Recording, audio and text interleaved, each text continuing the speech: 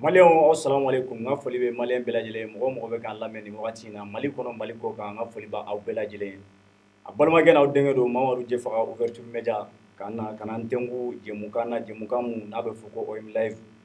live yo jemukamu ne abituka sikawiye tenen don ani araba don fo kata se juma don ma comme ba fo yena to mina ambe na jemukai na ka shije munu ni abe kuma anga jamana munu be tali ka anga jamana actualité ka nyefoli gala wala sa bela jele misiga fameli sura la to mina mali de munu be mali kono ani munu be mali ko kan o do gumu konna la bi tuguni annana kana an congo kana nyefoli kawe shije munu ni ankelo no ka ulu ta kana ka nyefoli ke bela jele misiga fameli sura la to mina o gumu konna la bi amina kuma shije flaka a shije folo o ye ni bela jele ni mamunu ma sui tenendon anda magara shije do la o shije ko be tali ke munka anya fa bela jele ka foko ambalma muso do bolbato sira amma ka irana ka foko aka barakela mimba bolo barakela mun na yata na be kalo fla bonyongo bo o ko o barakela yi kay wuli ga jo sabati katani aka wari hake do yi wari mbeta fo wa kemeni kola wa kemeni wa biduru ndaro keme wolon vla be don de ba aje en tout cas don de ba je wa kemeni wa biduru la o anyanda maga olaya anyambalma muso yere wele ko kera to mna aya da magala o temenen ko fe ambena kana o suitike parce que kata tenendo kana blani wakati na muni munde bora akonna la ambalma muso mun nana kana nyefanye ko aka fen tunna yali baragela yi atun a sorla wa ube amasoro ko be yoro munna ambena kana a nyefolike ola o temenen ko fe bela jelema kalama ka foko biye le 7 juillet ni ko le 7 juillet kata le 6 juin na kanabla le 7 juin na kanabla 7 juillet la o kalo kele mindo beba kalama ka foko anga président de la transition no colonel Assimi Goïta ale fangata le 7 juin o kanabla 7 juillet la o kalo kele donc amna ndama ka ola a kalo kele konna la Assimi ka investiture konna la ay kuma kan do fo yala a kuma kan na kalo kele mi ni o temena niye yala a do waleyara wa walma ama waleya andamna kana maga rudo la o kun konna la ngelo no ga wele kam bla mawma munu ni nyire barake nyogondo a folo ye ala joye mena kuma tengo ala ga foli la se jama ma o temenen ko fe mbalma muso fana be yan mena kuma tengo ale fana ga a foli la se ala me bawo belajen ala jon assalamu alaikum wa alaikum salam wa rahmatullahi jefa foli kan me mi bulo ni wakati na okay jefa mi fo ka technique fo Aïchata la belle Aïchata kan de fana fo ani ouverture media bono la jaba o be atla kan ni na fla o fe mali kono ani mali ko kan parce que émission ka partager tu ga mun kada kan mamun na boa kono be kuma na famawde voilà merci beaucoup ala jon e be nyeshi Aïchata ma Aïchata oui a kera tele flare i yere kuntuna doni ka sababu yake ko na tabulo ye foli ga nyume mi bolo ga nyeshi an la me bawo mani wati ya foli be ko le gi flaw ani mali am ni je ro ha foli bo ngela ji a on ni ne bali sin ga ma foli bo ngela merci Aïchata ka irawla ka foko ni jemuga mi ni abe kene kan ni jemuga yi a jogoroma tontono no a sponsorisé no par la boisson énergétique boisson mi na be fama ko boisson. Gardez un œil sur vos biens et vos locaux en profitant de la nouvelle offre vidéoconsulte qui vous assure une sécurité optimale en tout temps. Pendant votre déjeuner,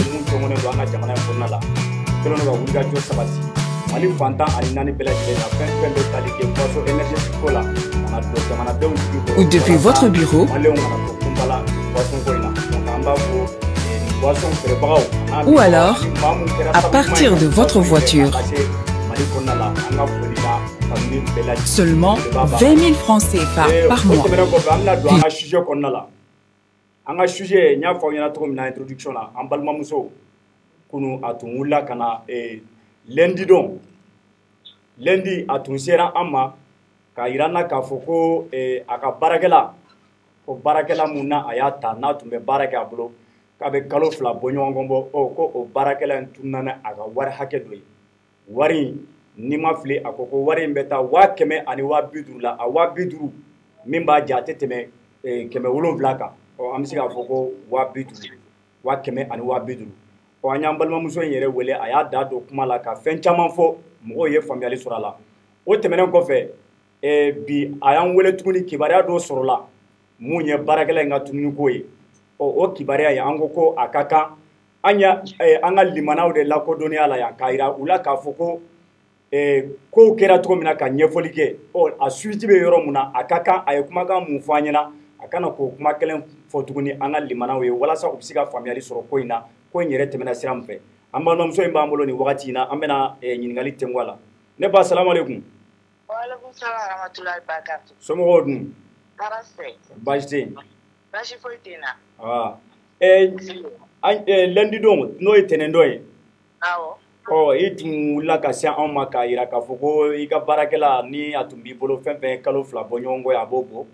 Awɔ. I y'a ta baara la ko a tununa n'i ka wari dɔ ye. Awɔ. An ye baarakɛla in yɛrɛ an y'a photo bila an ka bɔlɔlɔsiraw kan. Walasa ni maa mun kɛra a yebaga ye ka yɛrɛ ka numéro fana bila. Ni maa mun kɛra a yebaga ye u ka wulikajɔ sabati ka wele. O tɛmɛnen kɔfɛ bi an ye kibaruya sɔrɔ k'a fɔ ko fɛn dɔ kibaruyaw dɔw sɔrɔla mun bɛ tali kɛ baarakɛla in ka ko la. An ko komi an y'a ɲɛfɔ plateau de kan bɛɛ lajɛlen y'a mɛn. A ka kan ko tɛmɛna cogo min na. I kana i da maga la ka ɲɛfɔli k'a la walasa an ka limanaw bɛ se ka faamuyali sɔrɔ ko in na cogo min na. Kɛnɛ b'i bolo. N bɛ foli bila bɛɛ lajɛlen ye. Ne de bɔra lundi wula fɛ ka n ka baarakɛden ka annonce kɛ. Ko a baarakɛla bɛ n bolo baara la a ye n ka wari ta ka taa. Wari in somme tun ye 500 ani 4,300. Donc a y'o de ta n ka pochette kɔnɔ ka don n ka chambre kɔnɔ ka taa pochette kɔnɔ ka taa n'a ye. Ala y'a kɛ tɛnɛn wulila ka jɔjɔliba kɛ yɔrɔ bɛɛ la n m'a sɔrɔ. Bon tarata n wulila n taara n ka baarakɛyɔrɔ la. N sigilen bɛ n ka baarakɛyɔrɔ la. Donc n balimakɛ dɔ ye n wele. A ko n ma ko a ye n ɲininka n tɔgɔ la n ko awɔ n ko ne de don ko ne ka baarakɛla tununa n na n ko awɔ. Ko k'a ye baarakɛla minɛ kani yɔrɔ la. Kani jumɛn place la kani wa? Place de la kani kɔnɔ. Ko denmisɛnnin dɔw taara f'a ɲɛna ko baarakɛla dɔ bɛ yen ko wari b'a bolo k'a ni téléphone da gɛlɛn. Ko a bɛ kani kɔnɔna la yen. Ale wulila o yɔrɔnin bɛɛ la ka taa denni sɔrɔ kani kɔnɔna la. K'a nɛgɛn k'a wele ka magɛrɛ a la. Donc k'a bɔ n'a ye jama cɛla ka taa n'a ye kɛrɛfɛ k'a bagabaga. Karisa k'e ni téléphone min b'e bolo e b'a da dɔn wa?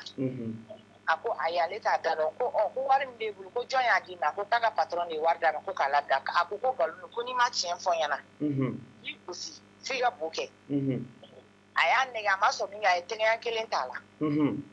A y'o t'a la min kɛlen denni siranna denni ko k'a ka jɔ k'a kana ale gosi k'a b'a ɲɛfɔ a ɲɛna. K'a ko ale ka patron ale y'a ka patron de ka wari ta sufɛ a kɔ. Ko ka bɔ ni wari ye. Ko wari b'ale bolo. Ale ye téléphone san wari la. Wari in tɔ de filɛ n'a bolo. Cɛ ye wari minɛ a la. Ka a fɔ k'i b'i ka patron ka so yɔrɔ dɔn a ko k'a bila a ɲɛfɛ. Moto la n'a denkɛnin k'a ta ka taga n'a ye fo ne bara. U ye ne wele k'an to sugu la. Ko n ka taa ko baarakɛla b'u bolo n ka so k'an kɔnɔ. N taara n ye n ka baara bila n taara n ye baarakɛla sɔrɔ n ka so kɔnɔ. N y'a sɔrɔ o cogo de la. A sɔrɔlen kɔfɛ e ko k'i ka wari mun tununa n'o de ye 500 ani 4,400 ni joli i ko i ka wari mun tununa a bolo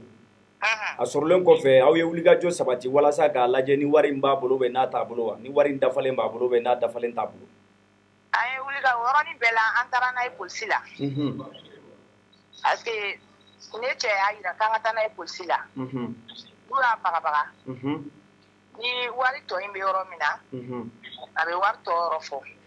A ye wari dɔw sɔrɔ a bolo yen kɛ. Awɔ cɛ min y'a minɛ ka na o ye 29,000 ani 400 sɔrɔ a bolo.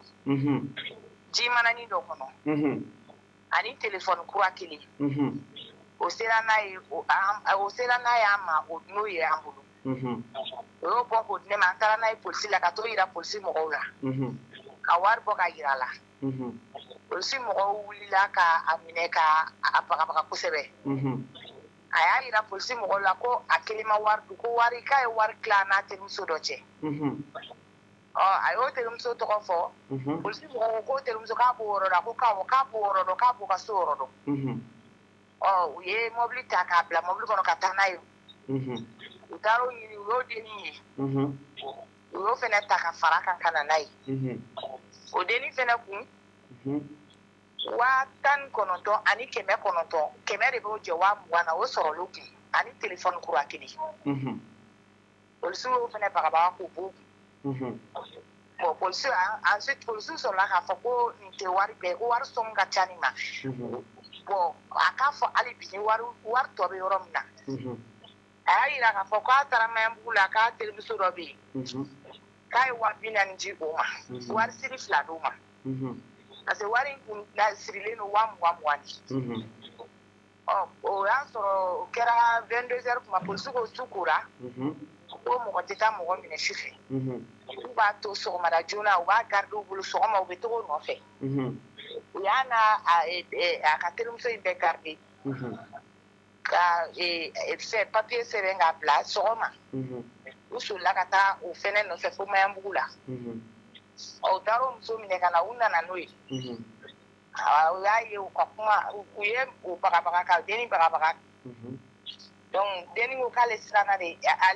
ale bugɔla ale siranna de bugɔli digira ale la ale ye nkalon na muso la sinon ale taara muso bara mais ale ma wari di muso ma muso ko k'a taara ale ba ale ye a fini kunda la a kun kɛlen don ka 14 ni buruburu de siri a fini kunda la ale y'o de y'a bolo ale ko ko nin tɛ ko jɛlen ye ko nin nana a ma mɛn ko nin wari sugu bɛ nin bolo k'a y'a fiɲɛ de na muso tun bɛ fɛ de ka mɔgɔ d'a kan ka na n'a ye ne ka na se n'a ye ne ma muso donna so kɔnɔ sani muso ka bɔ a y'i tunu ale la a y'o muso fɛnɛ tɔgɔ fɔ a tilala k'a fɔ ko tamaro k'ale tun bɛ tamarotigi dɔ kɛrɛfɛ k'a ye wari dɔ d'u ma o tamarotigi o ma ye a ye wari gaspiller quoi a ye 2000 di dɔw ma a ye 1000 di dɔw ma a ye wari gaspiller ten cogo de la bon sisan ko bɛ fɔ tribunal de la tribunal niveau la ok mais dennin yɛrɛ a bɛ yɔrɔ jumɛn sisan a bɛ polisiw ka bolo kan a bɛ polisiso la wa ou bien a ko labanna cogo di bon an taara tribunal la olu y'a yira k'a fɔ k'u tɛ se k'a bila ko nin minɛn sugu n'u y'a bila ni nin tora jamana kɔnɔ n'a kɔgɔra a bɛ kɛ zunba ye donc k'u bɛ taa bila u ka marayɔrɔ la boli donc a bɛ faamaw ka bolo kan fɔlɔ ok donc ko kɛra nin cogoya de la o ko kɛra nin cogoya de la telefɔni faamaw ye telefɔni di ne ma ne ka se telefɔni tigi ma a m'a ɲɛfɔ pour que n ka se ka telefɔni segin ko nin tiɲɛni barika bonyana ani wari min kɛra ɲɔgɔn kan bon dennin min yera dennin bolo ani min yera a yɛrɛ bolo ani telefɔni valeur bɛ taa 30,000 la donc ni wari farala ɲɔgɔn kan min sɔrɔla wari la a bɛ sɔn ka 400,000 bɔ ok min sɔrɔla a bolo warijɛ la ani telefɔni wari mana fara ɲɔgɔn kan a bɛ sɔn ka 400,000 bɔ ok welekan laban jumɛn de b'e bolo ka ɲɛsin maliyɛnw ma walasa nin kow n'a ɲɔgɔnnaw kana se ka mɔgɔ wɛrɛ sɔrɔ welekan min bɛ ne bolo k'a ɲɛsin maliyɛnw ma surtout musolakaw bɛɛ k'i janto i yɛrɛ la bɛɛ k'i janto i ka baarakɛli na bi ne ye nin cas 7 de sɔrɔ tribunal kɔnɔna la cas 7 bɛɛ baarakɛden denmisɛnnin fitinin ye dɔ ta ye dɔ ka fɛn fini dɔ ta o ye dɔ ta ye o fana ye feerekɛla de ye o ye yugubali feerekɛla de ye n'a ye émission na a bɛ sɔn k'a dɔn k'a fɔ n y'a ka annonce kɛ o ta o ye a ka ca quoi dɔw ta ye donna ka to ka warimugu yɛrɛ ta a cas 7 de tun bɛ tribunal an mɔgɔ 7 de tun bɛ tribunal la bɛɛ baarakɛden ka kungo ye ne kɔni bɛ welewelekan min lase hali bi maliyɛn muso a y'a hakili to baarakɛla ninnu na an bɛ hinɛ u la ko walidenw don mais u tɛ hinɛ ni denmisɛnnin fitinin i bɛ se ka bila i kunna cogo di nin bɛ se ka taa nin wari sugu ta a ma siran a ma jamakiya ka tila ka wari fi sugu nin cogo la yɔrɔ kɔni a tiɲɛ yɛrɛ la wari hali a bɛ maa dabali ban minɛ donc bɛɛ k'i janto i yɛrɛ la kana i ka tile to baarakɛla bolo ka n'i ka fɛn to baarakɛla bolo n'i ma ɲa baarakɛla ta kɔ kɔnɔ n'i bɛ bɔ ka taa yɔrɔ o yɔrɔ i ka taa sɔrɔ i k'a bila kɛnɛ ma ok o faamuyara i yɛrɛ la Ok, merci Neba. Parce que ni si tete me santan kilinga. Ok. Densen fitali ko shinda ko la. Anya famia. Merci beaucoup. Merci. Mafo ala ki kisha nyona vraiment. Amina arabi. Voilà, et malien wa yɛrɛ bɔra ka an b'a ka kɔrɔfɔ lamɛn an y'a fɔ ɲɛna cogo min na wulikajɔ sabati ka se an ma ka ɲɛfɔli k'an ye émission yɛrɛ kɔfɛ tɛnɛndon maa caman ye ne yɛrɛ Jɛfaga wele k'a fɔ ne ɲɛna Jɛfaga ka kan i ka wulikajɔ sabati nin ko in na bari sabula i n'a fɔ an ba yɛrɛ y'a fɔ cogo min na ko maa min an ye maa mun ja ye an ye denni mun ja ye k'a fɔ ko nin de ye nin wale sabati a ko don ko mun b'olu kamana gan kosɛbɛ bari sabula n'i y'a ta k'a lajɛ denmisɛnnin fitinin de don k'a fɔ ko maa bɛ se ka bisigiya maa bɛ se ka miiri ko ni ɲɔgɔnna bɛ ta baara la i bolo ko bɛ taa wari ta i kun wari min bɛ taga fo 100,000 ni ko la k'olu yɛrɛ kɔni k'olu ma da nin ko in na ko komi an ka baara ye ka wulikajɔ sabati walasa k'a ɲɛɲini k'a dɔn mun ye tiɲɛ mun tɛ tiɲɛ ko a ka kan vraiment olu sigilen don ka ne kɔnɔ nin ko in na an ka wulikajɔ bɛɛ lajɛlen sabati walasa ka na kunnafoni ka na tɔ lase aw ma o de hukumu kɔnɔna la an ba in aw yɛrɛ bɔra k'a lamɛn sisan baarakɛla in sɔrɔla cogo min na ani wari minnu sɔrɔla a kun fo ka taa se a tagalen bole a taara cogo min na polisiw ka bolo kan a y'i da maga a bɛɛ lajɛlen na ka ɲɛfɔli kɛ mɔgɔw ye walasa mɔgɔw ka faamuyali k'a la donc nin b'a jira anw na k'a fɔ ko maa kɛra denmisɛnnin ye o baarakɛla kɛra denmisɛnnin ye ou bien a kɛra maakɔrɔba ye o tɛ sonyɛni na sonyɛni kɔni maakɔrɔbaya t'a la denmisɛnninya t'a la i n'a fɔ an b'a yɛrɛ bɔra k'a fɔ cogo min na a ka kan maa i bɛ maa mun ta i kana i fɛ yen ko ka n'i dɛmɛ i ka baara la a ka kan maaw k'u janto u yɛrɛ la an balakaw k'u janto u yɛrɛ la surtout denmisɛnninya t'a la bilen Ala jɔn bɛ ɲɛsin ma i bɔra ka an ba in ka kuma mɛn sisan a ye fɛn caman fɔ a y'a tɛnɛndon e yɛrɛ ne da donna nin kuma in na ka ɲɛfɔli caman k'a la bi a nana ka na a ko tɔw labanna cogo min na ka na ɲɛfɔli k'a la a ye mun fɔ e bolo sisan mɔgɔw kan ka mun de sabati baarakɛlaw ka ko la sabula nin bɛ maa dabali ban dɛ. Ok Jɛfaga an bɛ kuma daminɛ fɔlɔ k'a fɔ adamaden bɛɛ tɛ mɔgɔ lankolon ye ni o y'a sɔrɔ tiga tuli kelen tiga tɔw la a bɛ tiga tɔ bɛɛ dun ni gɛlɛya o yɔrɔ b'a la mais il y a lieu quand même de faire la part des choses baarakɛla dɔw bɛ yen ils sont vraiment intègres u bɛ baara kɛ ka ɲa ainsi de suite voilà donc au delà de tout ça an bɛ min fɔ mɔgɔw ye fɔlɔ o de ye n'i ye nin denni lajɛ déjà elle est mineure i bɛna ye u bɛ to ka bila baara minnu na souvent u yɛrɛ fanga tɛ s'a kɔrɔ donc an b'a daminɛ depuis denmansaw yɛrɛ yɔrɔ la c'est vrai a bɛ se ka denw bila u ka n'u ka furufɛnw ɲini mais nin bɛ se ka na baara jumɛn de kɛ ka taga fɔlɔ k'a bɛ furu vu son âge o ye denmisɛnninya yɔrɔ an b'o ɲininkali fɔlɔ de kɛ quoi donc nin ka mara ma ban fɔlɔ fo k'a se k'i b'a ta ka n'a bila mɔgɔ wɛrɛ kan quoi donc nin kan ka to a mansaw de kɔrɔ fɔlɔ ka se cogoya min na ka nin mara pour que travaux forcés des enfants o ka se ka dabila cogoya min na an bɛ min fɔ patron fɛnɛ minnu b'u ta o fɛnɛ k'a lajɛ parce que an bɛ min na kɔlɔsi san Bamakɔ o de ye denmisɛnninw de ka di patronninw ye a caman bɛ siran ko ni ye coiffage ta u kana taga kɔkɛ yɛrɛ bien u kana taga u kɔgɔ da kɔkɛ kɔgɔ la o yɔrɔ bɛ a la donc filanan fɛnɛ dɔw ko ko olu dɔw bɛ kɔgɔ f'u b'a essayer k'u k'i kan quoi mais a caman na u k'a lajɛ u ka denmisɛnnin fitinin ninnu u k'a essayer ka olu fɛnɛ to yen nɔ walima olu b'u ta u k'u bila baara la u fɛnɛ fanga bɛ se baara ni minnu kɔrɔ quoi donc nin kɔni fɛn in mɔgɔ bɛ se ka fɛn caman fɔ a la mais en réalité zon ye zon de ye dɔrɔn donc a mara bɛ daminɛ so déjà den fitininw kana bɔ u ka dugu la ka na baaraw ɲini wa n'i ma ɲɛ k'i bɛ n'i den bila ka taga wali yɔrɔ wɛrɛ de la i jija i k'a lamɔ parce que a bɛ bɔ ni e ka du a bɛ bɔ ni o image de ye a bɛ bɔ ni dugu image de ye nin ye nin min kɛ bi n'a sera dugu la ni o y'a sɔrɔ sinamaw bɛ u ka du la e k'a lajɛ o sinamaw bɛ kɛ cogo di bi u bɛɛ bɛ content f'an tun y'a dɔn ko karisa ka kɛ tan den i mansa a ye i tiɲɛnen bila ka na u si tɛ yen bi min bɛ se k'u kunkolo kɔrɔta nin den fitinin e ni ala cɛ 100,000 dɔrɔn de y'a jɛ 100,000 150 la tile kelen o k'o bɛɛ fusuka min bɛ se ka sɔrɔ a bolo ko 29,000 a bɛ maa dabali ban voilà ko ka téléphone san yɛrɛ ka dɔ san a terimuso ye a bɛ maa dabali ban voilà an ka denmisɛnninw mara dɔrɔn Jɛfaga non ala jɔn i ye nin kuma min fɔ i ye kɔrɔfɔ min fɔ kɔrɔfɔ in nafaba de b'a la sabula nin yɔrɔ la denmansaw fana bɛ wele i da magara yɔrɔ dɔ la a nafa ka bon kosɛbɛ n'i ye den fitinin ta ka na n'a ye k'a bila ko ka taga a ka taa débrouiller a yɛrɛ parce que ni bɛ ko min k'a fɔ k'a ka taa débrouiller a yɛrɛ o kana débrouiller a yɛrɛ o wolola nin bɔra dugu mun na ka na Bamakɔ yan n'i y'a ta k'a lajɛ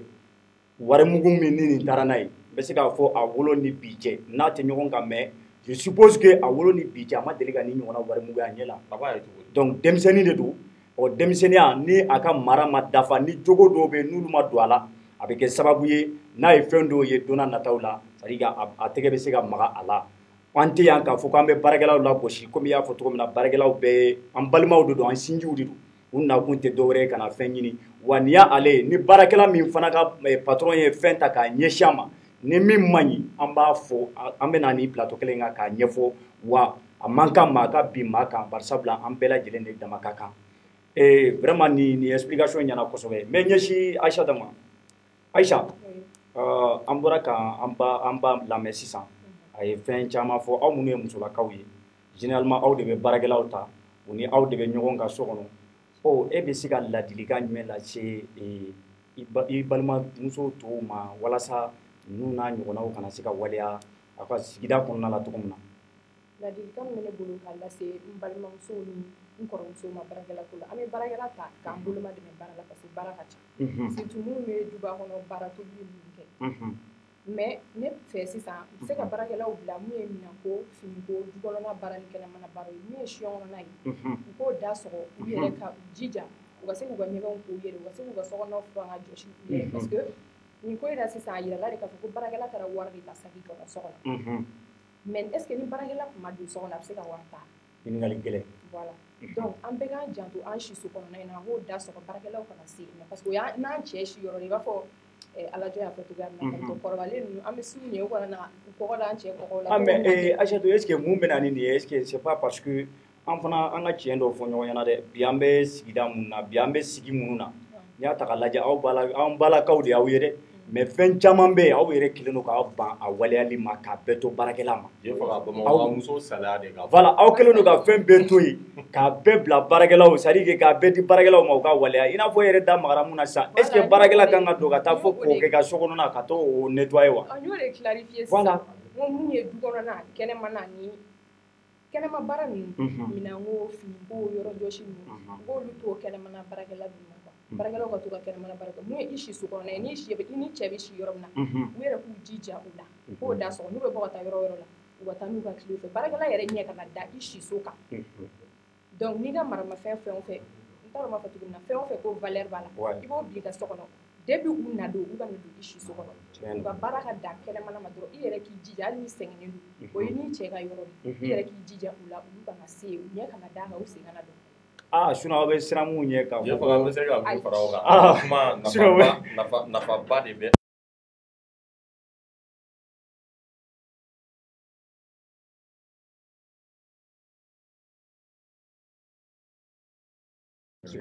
le lit conjugal qui est sacré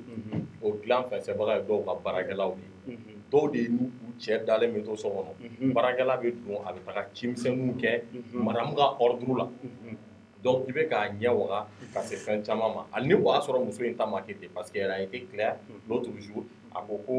to salon kɔnɔ den in ye saki kɔnɔna de ye peut-être après a y'a dɛn ka taa don so kɔnɔ bon a kɛra cogo o cogo c'est vrai i bɛ se k'i ka chambre kɔnɔna i bɛ se k'o tɛgɛ a la mais salon min na télé bɛ filɛ yɔrɔ minnu na il faut que de temps en temps a fana ka gɛrɛ mɔgɔw la se sentir humaine ka se k'o fɛn ninnu fana lajɛ mais a ye min fɔ qui est très important o de ye i si so i ka fɛn bɛ bila yɔrɔ min o tɛ baarakɛla dɔrɔn ye personne étrangère simanw tɛ ka taga don yen nɔ bon i dun bɛna ye bi an b'an profiter muso ka cas de fɛ ka conseil di mɔgɔw ma i bɛna ye hali kun jumɛn na u bɛ to ka siran baarakɛla kɔrɔbalen ninnu b'u cɛ gosi u la parce que i b'a sɔrɔ olu de bɛ cɛ ka fini ko olu de bɛ cɛ ka dumuni tobi olu de bɛ cɛ ka dumuni sigi olu de ni cɛ bɛ ɲɔgɔn kan olu de bɛ taa cɛ kulijiw bila tant tɛ muso bolo k'i occuper nin si la gɛrɛɲɔgɔnya dun bɛ na ni murula sɔgɔli siga t'a la donc au fur et à mesure a bɛ ɲɔgɔn ye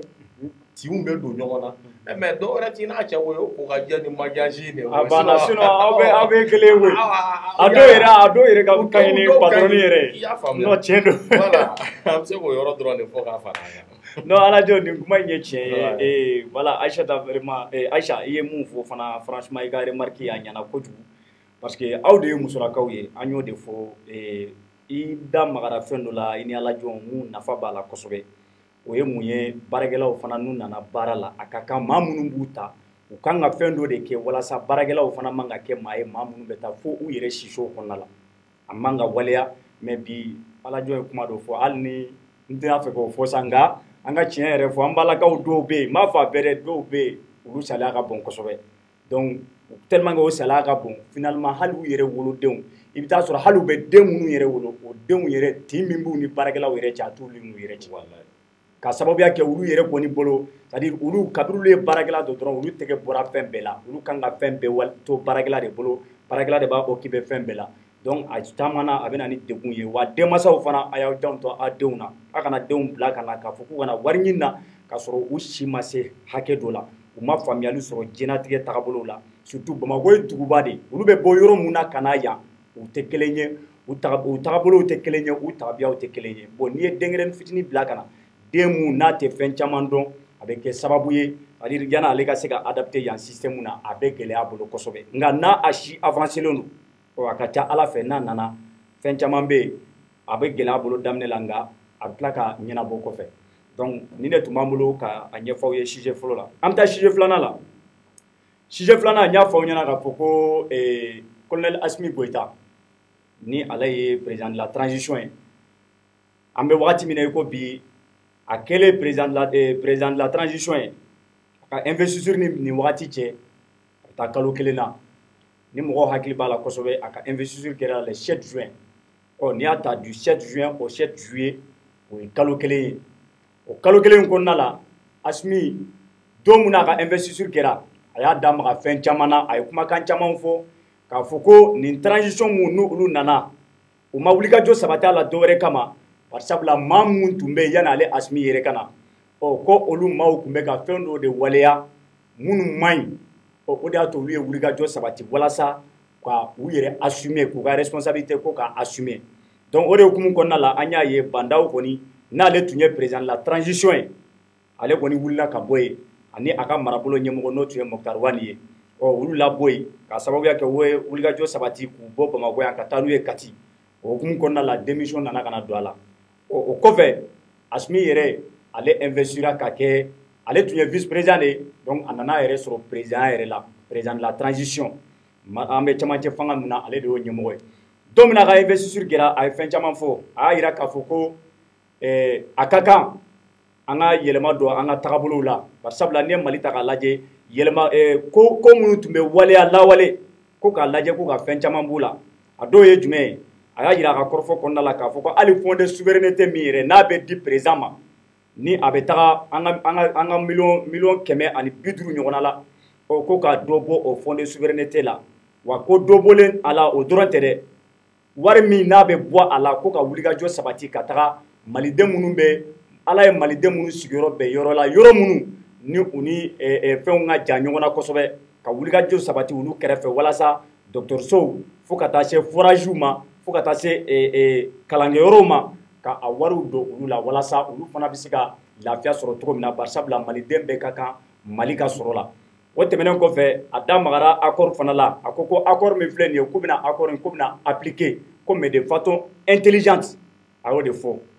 o tɛmɛnen kɔfɛ a ko état ka train de vie ko ka réduire kosɛbɛ wa a ye welekan bila sɔrɔsiw fana ma k'a fɔ ko u ka ɲɔgɔn minɛ u k'a dɔn k'a fɔ ko u bɛ kɛlɛ mun na u kana saliya la bari sabula u bɛ yan ka Mali de sauver wa ni ko n'a bɛ tali kɛ u ka fɛnw na fɛn fɛn n'a a manque b'u la n'u ye wulikajɔ sabati ale yɛrɛ Asimi bɛ wulikajɔ sabati walasa a bɛ se ka moyen bɛɛ ɲini ka bila u ka disposition na cogo min na u bɛ se ka lakana sabati jamanadenw ani u ka bololafɛnw an y'a ye ale ka investiture kɔfɛ heure 2 bɔ ɲɔgɔn kɔ Choguel Kokala Mayiga ni ale tun ye M5RFP mɔgɔw ka comité stratégique M5RFP bɛɛ lajɛlen b'a dɔn o ye mouvement mun ye minnu wulila ka wulikajɔ sabati ko El Hadji Ibrahima Boubacar Keïta ka fanga sɛmɛ Choguel de tun ye olu ka comité stratégique o ɲɛmaa tun ye Choguel ye donc a ye Choguel nommé comme premier ministre donc o kɔnɔna la Choguel fana nommé a ye fɛn caman fɔ maintenant an ka ɲininkali bɛna boli mun kan o de ye bɛɛ b'a kalama k'a fɔ ko transition kɔni an bɛ se k'a fɔ a tɔ tora kalo 8 o kalo 8 kɔnɔna la min fɔlen don dɛ wa bɛn kɛra mun kan o de ye k'a fɔ ko nin transition in n'a banna ko kalafili de bɛna kɛ a tɔ tora kalo 8 de yalima o kalo 8 an b'a bisigiya k'a fɔ ko élection kɔni a kan ka waleya kalo 8 in kɔfɛ maintenant Asimi nalen a ye kumakan minnu fɔ yali k'a ta nin kalo 1 kɔnɔna la kumakan ninnu na c'est vrai que a bɛɛ tɛ se ka waleya kalo 1 kɔnɔ nka est ce que a ye dɔw waleya a kɔnɔ wa donc an bɛna an da maga o de kɔnɔna la ani a nalen ni sisan cɛ n'a sɔrɔ u bɛ ka taa tagabolo min na ni tagabolo ɲuman de don ne ni Alajo bɛna ka na an da maga o la n bɛna ɲininkali tɛnku a la walasa a ka se ka ɲɛfɔli kɛ Alajo n y'a fɔ cogo min na Asimi colonel Asimi Goyita ni ale y'an ka président de la transition ni wagati in na a ye fɛn caman fɔ a ka investir dɔn sisan kɔni a sigi ni sisan cɛ an bɛ a kalo 1 na e yɛrɛ bolo a tagabolo transition bɛ ka taa tagabolo min na est ce que a ka ɲi wa ok je faga o diyara n ye mɔgɔ ka kuma don ko bɛɛ n'a nafa n'a fiɲɛ bɛ ɲɔgɔn na donc adamaden kɛra cogo o cogo i bɛ sɔrɔ qualité dɔw bɛ a la défaut dɔw fɛnɛ bɛ a la même si il est pour moi peut-être un peu trop tôt k'a fɔ k'an b'u évaluer parce que an b'a ye généralement mɔgɔ bɛ évaluer ni i ye 100 jours de sɔrɔ donc 3 mois et quelques donc o la i ka directive bɛ se k'a dɔn mais olu cas comme circonstance exceptionnelle bɛ yen parce que olu caman bɛ yen i bɛ sɔrɔ olu ye élu ye donc temps dɔw bɛ olu bolo min ka jan donc i bɛ se k'u ka politique dɔn o cogoya la u bɛ fɛ ka min appliquer dans le temps et dans l'espace donc n'i ye Asimi lajɛ bi an bɛ se k'a fɔ point positif dɔw bɛ a la comme point négatif dɔw bɛ a la n'i ye interne lajɛ fɔlɔ jamana yɛrɛ kɔnɔ on peut dire que il est quand même contrairement à ses deux prédécesseurs à savoir IBK ani Bandaw donc i bɛ se ka différence jumɛn de ye ani olu cɛ o de ye il est plus proche de la population i b'a ye wagati caman a bɛ to ka taga yɔrɔw la gɛrɛ population na ni o y'a sɔrɔ u ka ɲinifɛn caman bɛ yen ni olu m'a sɔrɔ an bɛ n'o don u ka point négatif la ani o y'a sɔrɔ olu tɛ a kɔni b'i gɛrɛ ni min kɛ population na olu bɛɛ ye lueur d'espoir ye population ka se k'a dɔn cogoya min na k'a fɔ mɔgɔ kɔni bɛ an bolo min bɛ k'i soucier an na donc an ka se cogoya min na an bɛ gɛlɛya min na an ka se ka bɔ a kɔnɔna na i bɛna ye a ye région dɔw kɛ o la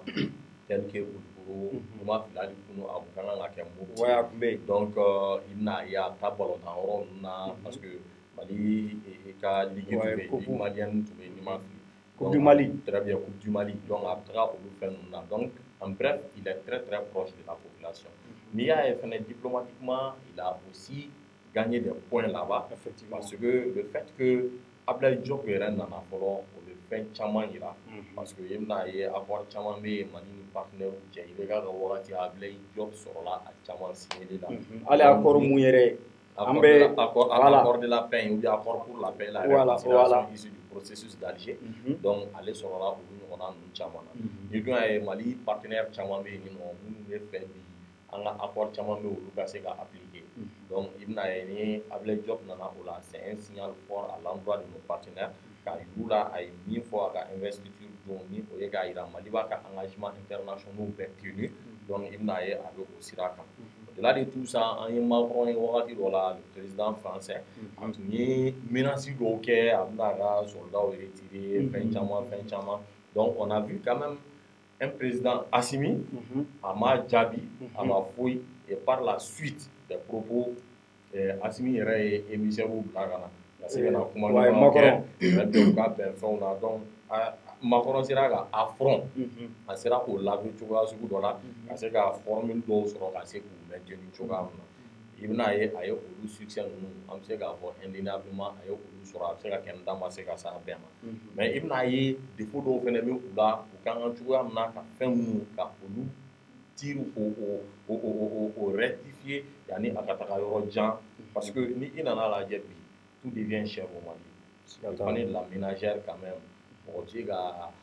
sogo min c'est-à-dire maliyɛnw ye u accueillir ni espoir min ye jigiya min tun man kan k'a da u kan an bɛ k'a ye a jigi tɛ ka fa jigi yɛrɛ bɛ ka waro ouais mais n bolo ni tile fila ninnu u kɛlen don ka wulikajɔ dɔ sabati u tun y'a fɔ ko d'ici le 12 juillet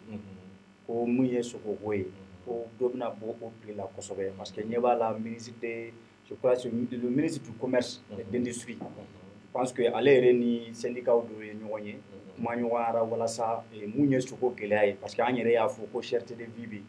donc ko mun y'o ye u bɛna essayer ka o situation ye ko k'o débloquer voilà o y'o fɔ komi fɔ ma kɛ kɛ fɔlɔ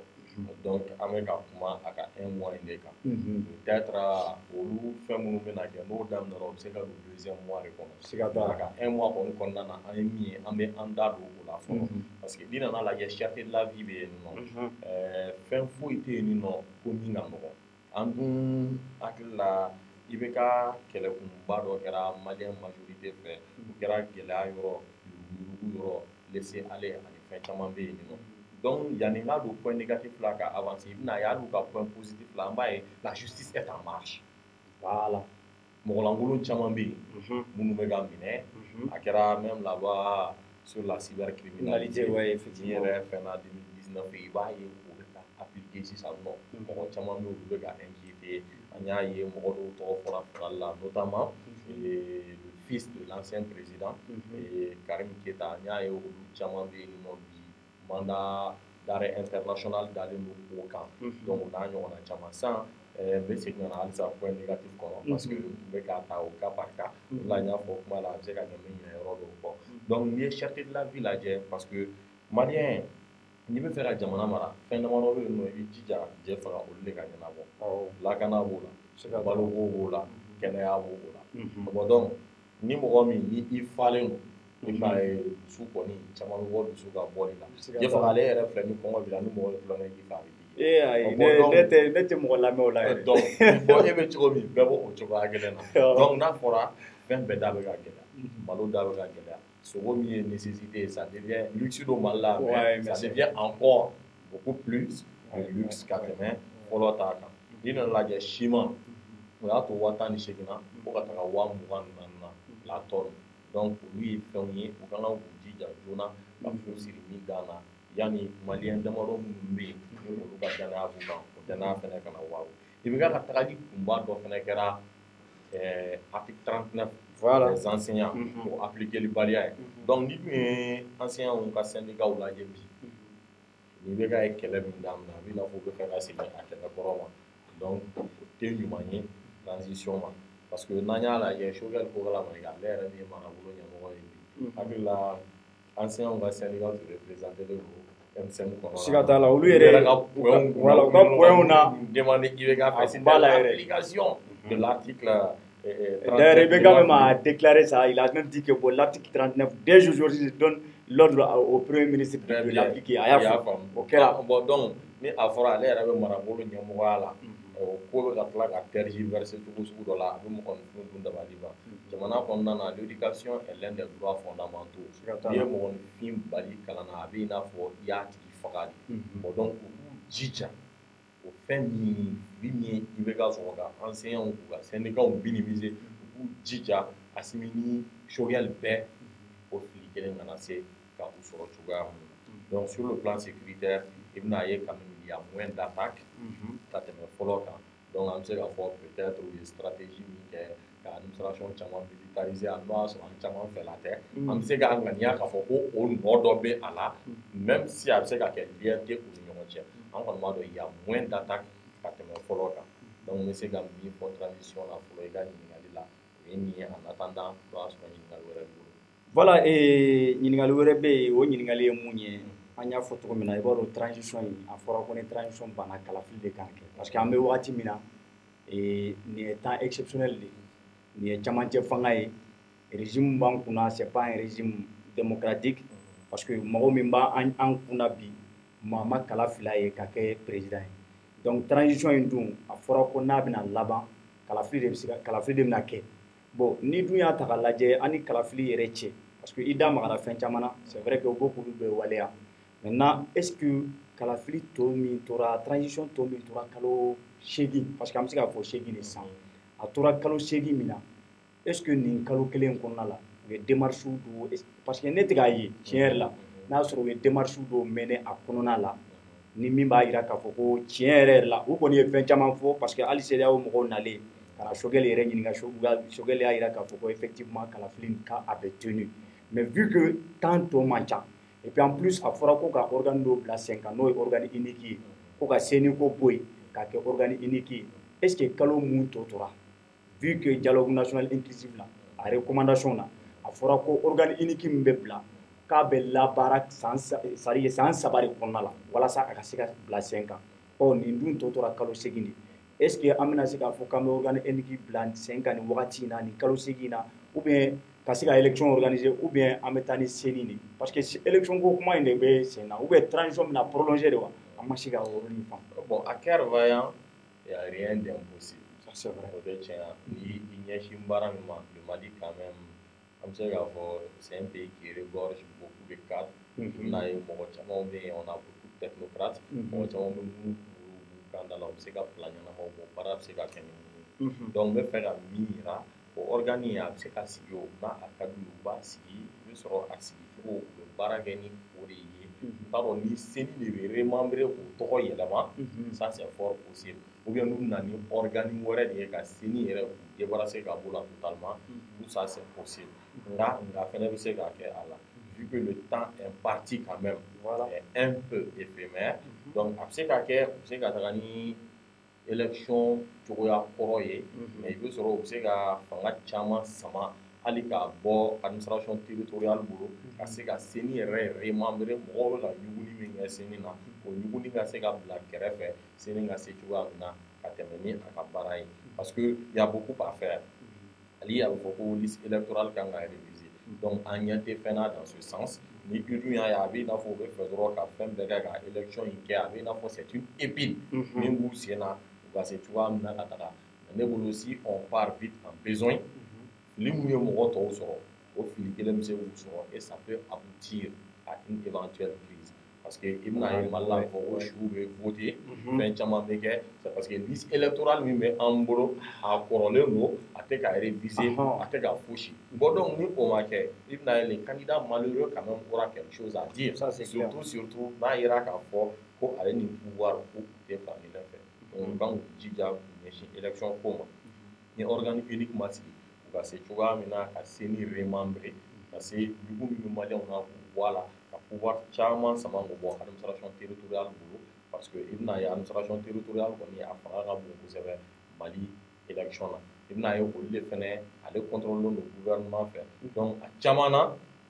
mɔgɔw b'a fɔ ko mɔgɔ min ka di gouvernement ye o de bɛ sigi mais n'a c'est une organe indépendant. Donc moi je pense que quand on apaisantit à défaut de l'organe unique pour que c'est pour remembrer nous c'est que vous liste électoralement là nous sera c'est quelque chose quand même qui est faisable, qui est réalisable. Donc dans ces conditions l'élection peut se tenir dans le délai indiqué. Mais ni pour moi c'est mieux vaut quand même que il y a barre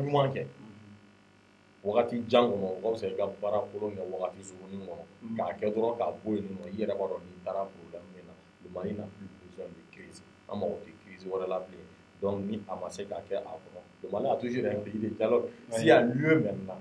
de prolonger la transition a n'an tɛna an da don o la peut-être ouais mais est-ce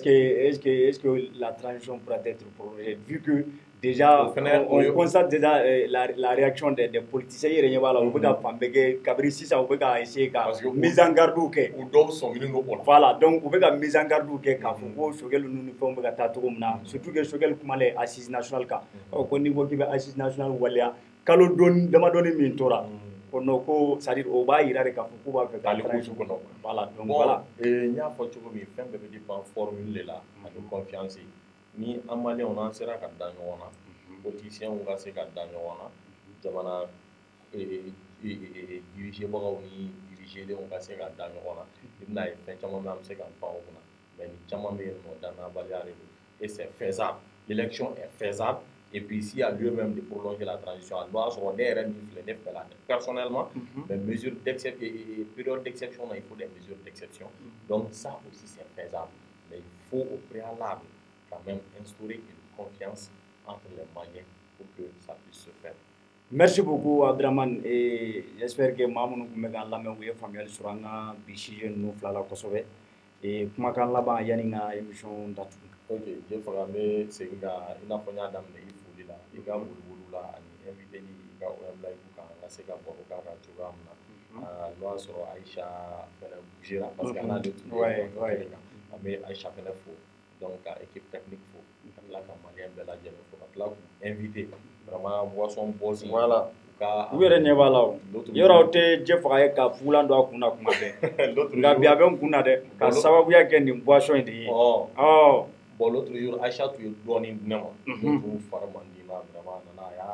kelen di ne ma ne y'a min Lajo n bɛ tila ka dɔ d'i ma a dɔw bɛ n kɔ donc an bɛ ɲɔgɔn bolo voilà n bɛ tila k'o di mɔgɔw ka dɛmɛ u ka galon bɔ an na voilà an bɛ se k'o dɔrɔn de fɔ merci beaucoup Alajon vraiment merci beaucoup voilà maliyɛnw jɛmukan kɔni a sera a kuncɛyɔrɔ ma n ka foli bɛ bɛɛ lajɛlen mɔgɔ mɔgɔ min bɛ k'a lamɛn nin wagati in na Mali kɔnɔ Mali kɔ kan ani fɛn fɛn bɛ tila k'a lamɛn n ka foli bɛ aw bɛɛ lajɛlen ye k'a fɔ an tɛ ɲinɛ an tɛ sɛgɛn an bɛ wulikajɔ fɛn fɛn sabati Ouverture Media kan yan an t'a kɛ foyi la walasa ka se ka jamanadenw u kunnafoni ɲuman na kunnafoni sanuman kunnafoni min b'a to bɛɛ lajɛlen b'i ka tɔmɔta sɔrɔ a kɔnɔna la donc an b'a fɔ ko an ka jɛmukan kɔni a bɛ ɲɔngiri yan ni Ala sɔnna ma inshallah ni jumadon ni Ala y'o yira n na an bɛna tuguni OM Live jɛmukan kana sigi aw ye ka ɲɛfɔli kɛ ko la ko minnu bɛ tali kɛ jamana yɛrɛ kan donc an b'a fɔ aw bɛɛ lajɛlen ye ko a k'an bɛn wagati wɛrɛ inshallah merci à tous et à toutes